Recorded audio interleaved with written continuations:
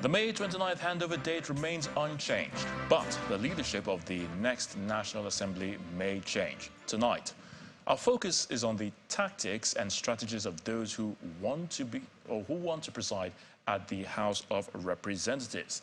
Now, to share insight on this subject is the founder of Leadership by Data and Channels Television's data analyst, Babajide Ogunsowo. It's great to have you again, Babajide. As usual, the pleasure is all mine, Ayo. All right, so we're beaming our searchlight on the leadership positions in the 10th National Assembly, but let me start by asking you, there's so much talk, of course, on the zoning of leadership positions in the House of Representatives. Is there any evidence to show that zoning actually gets the work done in Parliament? Let's start with that. Now, evidence is hard to find. Evidence is really hard to find that zoning really gets the work done. But what I perhaps might tell you about is there are three theories on this zoning. The first of these three theories states that, and those that believe in this first theory believe that Nigeria is actually a collection of 6 mini countries put together as one. And so because Nigeria is a collection of 6 mini countries, those that believe in that theory feel that zoning is essential for equity and justice. Theory one.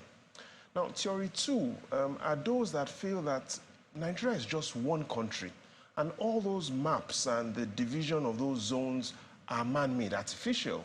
They believe that going back to our history, most of these shenanigans of zones were created by the colonialists, states were created by the military leaders, and so those that stand with the second theory believe that zoning is not necessary because Nigeria is just one country.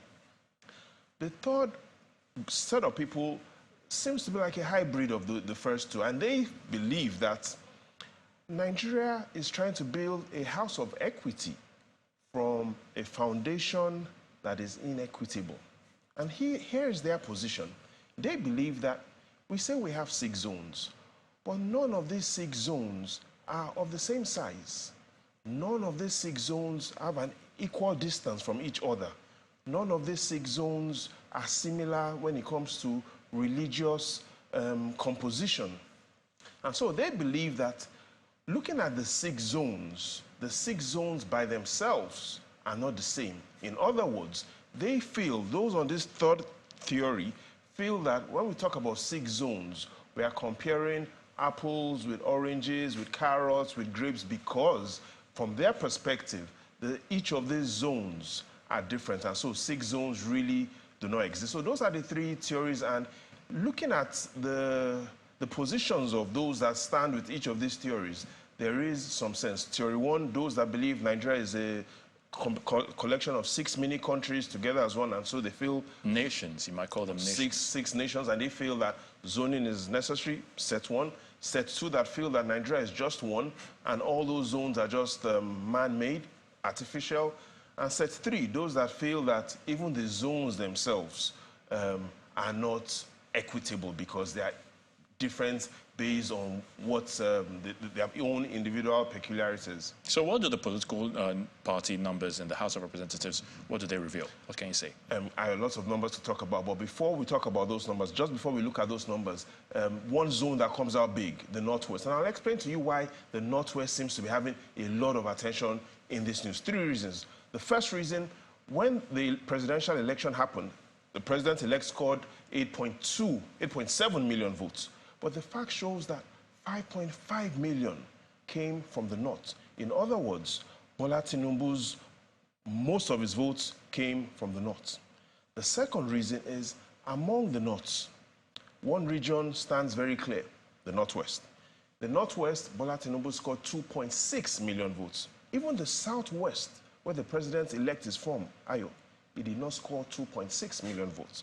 In other words, even though Bola Tinubu is from the Southwest, Yoruba, he does have more friends and more believers in the Northwest. I repeat, 2.6 million votes for him from the Northwest region. The Southwest did not give Asiwaju 2.6 million votes. And so the Northwest, yes, is for him priority. And if you follow the president-elect's strategy and his lifestyle, perhaps this is not just about 2023 alone.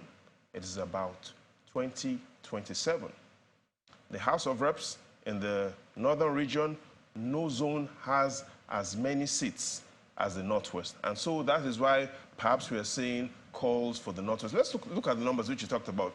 If you take a look at the numbers, especially from the northern region, there are lots of good news and bad news about the numbers in the northern region. And I'll explain. House of Representatives. Let's take a look at the first line, North Central. There are 51 seats in the North Central. Currently, based on the results from INEC at the House of Representatives, out of the 51 seats, the APC controls 36 seats. In simple terms, the APC has a majority in the North Central. Look at the Northeast. The APC does not have a majority in the Northeast. 23 seats, the PDP has the majority of seats in the Northeast.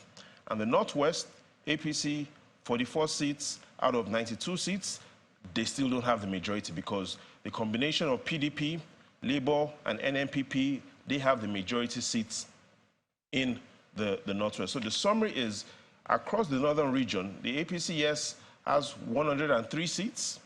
Out of the 191 seats, they have the majority all across the northern region. However, two regions, they do not have the majority, and that's the Northeast and the Northwest. Let's take a look at the southern region, because that is a bit different. Across the southern region, we see a whole lot of difference. In the Southeast, House of Representatives, 43 seats are available. The APC only has 8 House of Representative members from the Southeast. The opposition controls the Southeast. Look at the South-South. Out of 55 members, APC only 15, opposition controls the South-South.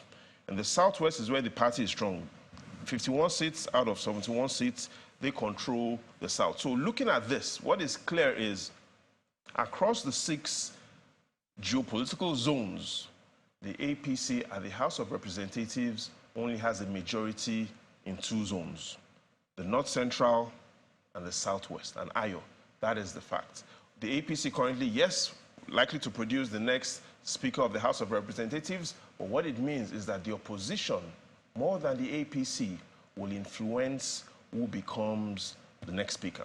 All right, so we really run out of time. I was just going to ask you with the historical trends, what is there? What are the historical trends? Any interesting facts pointing to that for the 10th House of Representatives? But of course, we have, if you can just very quickly, what should we expect? The likely expectation is whichever zone the Senate President comes from, if the Senate President comes from the North or Southern region, the Speaker of the House of Representatives will come from a different region. But again, a lot has to be said about which of these theories, Ayo, do you believe in?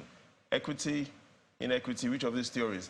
Interesting days ahead as we count down to May 29. A lot of analysis, a lot of interesting patterns these numbers show. Or some other time when we have a lot of time, we'll crunch these numbers. We'll definitely get into that as time goes on. Many thanks, Babajide Ogusal, for your thoughts again on the News at 10.